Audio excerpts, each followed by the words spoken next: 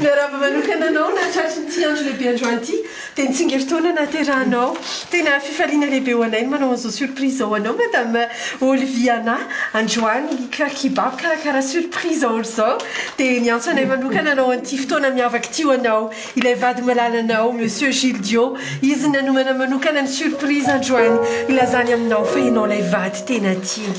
ianao ilay vady tsy fony ianao ilay vady malalany satria ianao ilay olona tsotra ary tena tia olona mifo ianao fiainan'izy ireo ianao satria ianao ilay mankatia azy mianaka ianao ilay olona tena sarobidy loatra aminy nanome zanaka nanome taranaka azy dia tia tsapanao androany fa tena tianao loatra izy dia izany nanomanany an'izao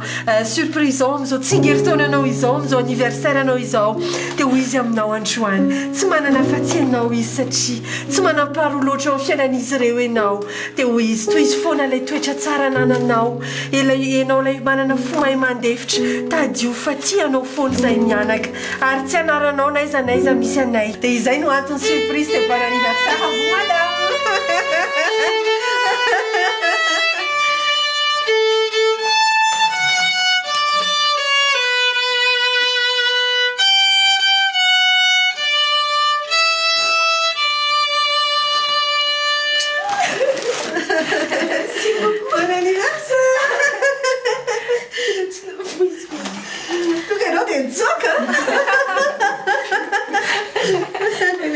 Black